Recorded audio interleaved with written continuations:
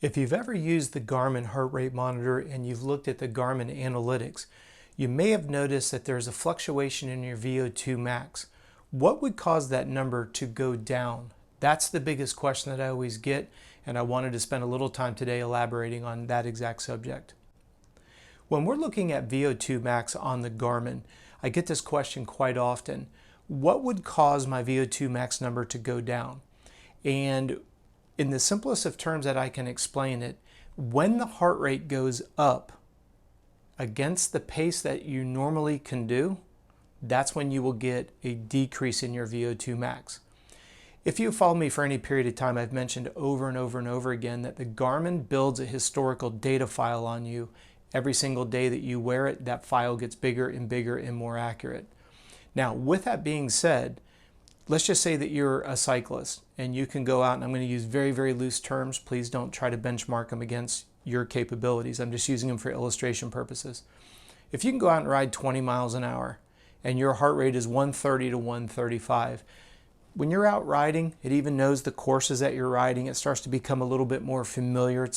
I guess you could say it's a little bit of AI that's being integrated there.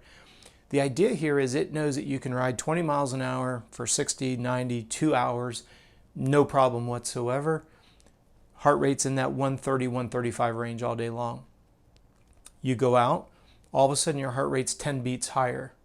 It's going to get at the same pace. It's going to lower your VO2 max number.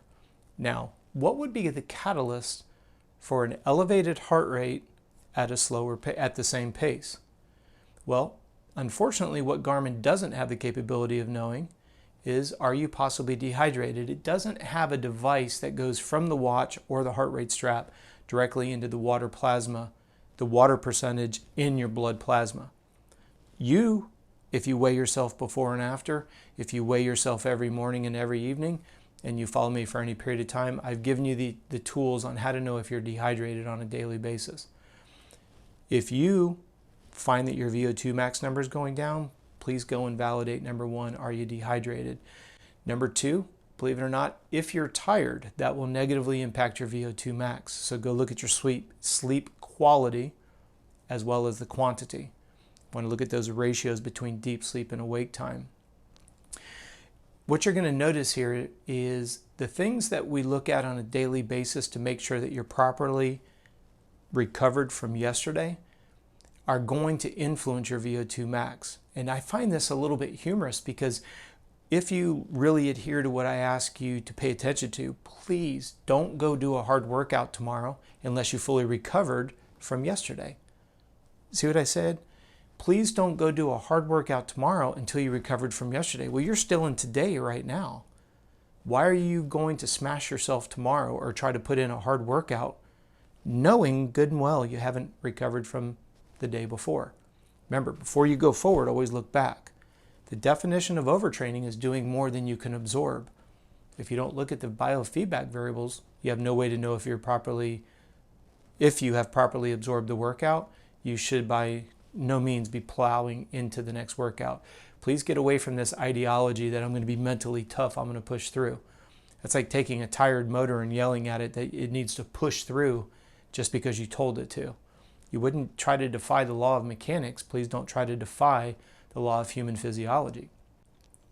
Now, coming back to the VO2 max number, if you're properly hydrated, if you're rested, if you're under the influence of an illness, what do you know about an illness?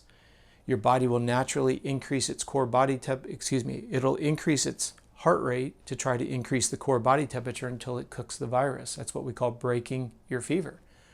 So this is another way that we, as a physiology company in our analytics service, we look at VO2 max as it's another variable that we look at to cross-reference and cross-validate the ability to absorb, to ensure that our athletes are not overtraining, staying in that sweet spot, not overtraining, not undertraining, staying right in that sweet spot in the middle. So when you're looking at your VO2 max number, if you're sick, it can give you some insight. If you're dehydrated, VO2 max can give you some insight.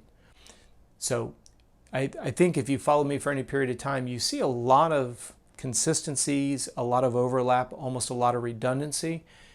You've got to focus on recovery before you can start asking yourself, how do I elevate my health? How do I elevate my performance? Literally, it's on the foundation of being recovered from yesterday, last week, last month, last year. The cool part is the athletes that really pay attention to it, whether they're working with us one-on-one or not, the amount of emails I get that like, I really never took it as serious as I should have. And then after listening to you, it really has made a difference. It's not about me. It's about the idea that you get to experience what that next level of feeling healthy and performing to the next level. And ironically, not because of the amount of sweat equity you're putting in, but because you're respecting food and sleep and the importance of recovery. So good job. As always, these questions that come in, which by the way, the number continues to escalate every week and we're forever thankful for that. I love these questions. These are your frustrations. These are your pain points. These are your curiosities and questions. If you happen to have one, please feel free to send it to me. contact@coachrob.com. We put out a new video every day here on YouTube. So I would encourage you to please subscribe, share with your friends, let them know about it, turn on the notifications so you don't miss a video. Thank you for your time today, and I certainly look forward to seeing you again tomorrow.